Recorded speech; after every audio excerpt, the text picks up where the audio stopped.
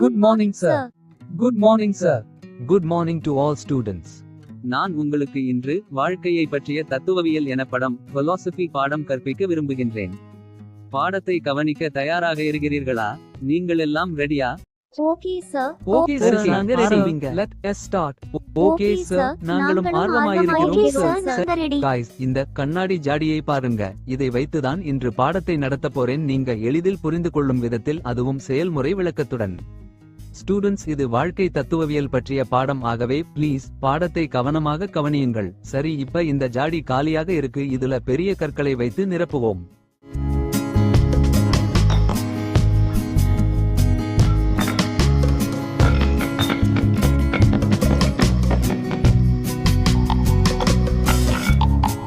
Students, இப்போது இந்த கண்ணாடி குவளை முழுவதும் நிரம்பிவிட்டதா?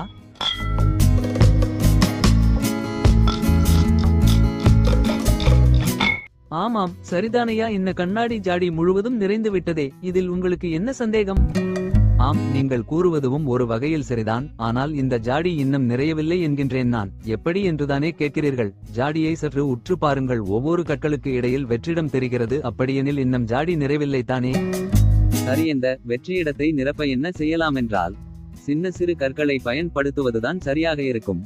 ஆகவே இப்போது நாம் சின்ன சிறு கற்களை வைத்து அந்த வெற்றியிடத்தை நிரப்பிவிடலாம்.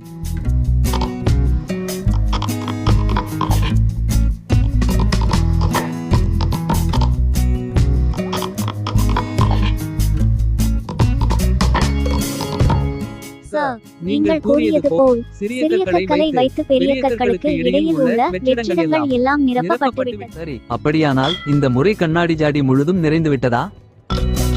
அதான் நல்லாவே தெரிகிறதே, ஜாடி முழுமையாக நிரம்பிவிட்டதே. அப்படியா? ஓகே, சரி. ஸ்டூடெண்ட்ஸ், பெரிய கற்களாலும் சிறிய கற்களாலும் நிறைந்து இருக்கும் இந்த ஜாடியில் மீண்டும் மணலை கொட்டலாம். உள்ளே கொள்ளுகிறதா என்று பார்க்கலாம்.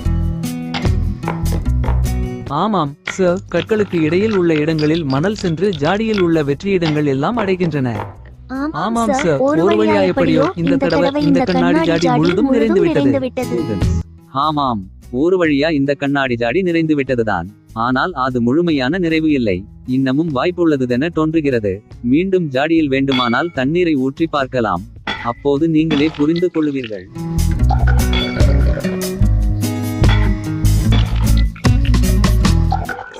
நீங்கள் கூறியபடியே தண்ணீரும் கண்ணாடி ஜாடியில் மீதமிருக்கின்ற இந்த இடத்தெல்லாம் சென்றடைந்து காற்று கூட புகாதபடி ஜாடியை முற்றிலும் முழுமையாக நிறைத்துவிட்டது. ஆமாம் மாணவர்களை, இப்பதான் நீங்கள் சரியாக கூறியுள்ளீர்கள். இனி ஜாடியில் காற்று கூட புகாதபடி முற்றிலும் முழுமையாக பெரிய கற்களும் சின்ன சிறு கற்களும் மணலும் தண்ணீரும் ஜாடியை நிறைத்துவிட்டது. ஆக தற்போதுதான் கண்ணாடி ஜாடி முற்றிலும் முழுமையாக நிறைந்து உள்ளது.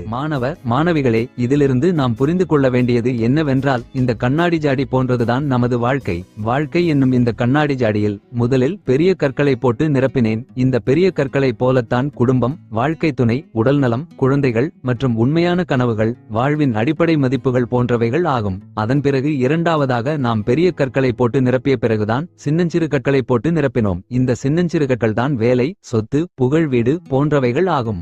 மூன்றாவதாக இந்த கண்ணாடி ஜாடியை சின்னஞ்சிறு கற்களால் நிரப்பிய பின்புதான் மணலை துவினோம். இந்த மணல் துகள்கள் தான் மோட்டார் சைக்கிள், கார், வாகனங்கள் மற்றும் கருவிகள் போன்றவைகள் ஆகும். அடுத்து நான்காவதாக இந்த கண்ணாடி ஜாடியை மணலை தூவி நிரப்பிய பிறகுதான் தண்ணீரை ஊற்றினோம். இந்த தண்ணீர் தான் அன்றாட சிறு சிறு கவலைகள், அற்ப விஷயங்கள், சிறு சிக்கல்கள் போன்றவைகள் ஆகும். மணல்களும் தண்ணீரும் எல்லா இடங்களிலும் எளிதாக கிடைக்கும். நாம் முதலில் எளிதாக கிடைக்கக்கூடிய மணல், தண்ணீர் போன்றவற்றை நிரப்ப முயன்றால் பெரிய கற்களுக்கு இடம் இருக்காது.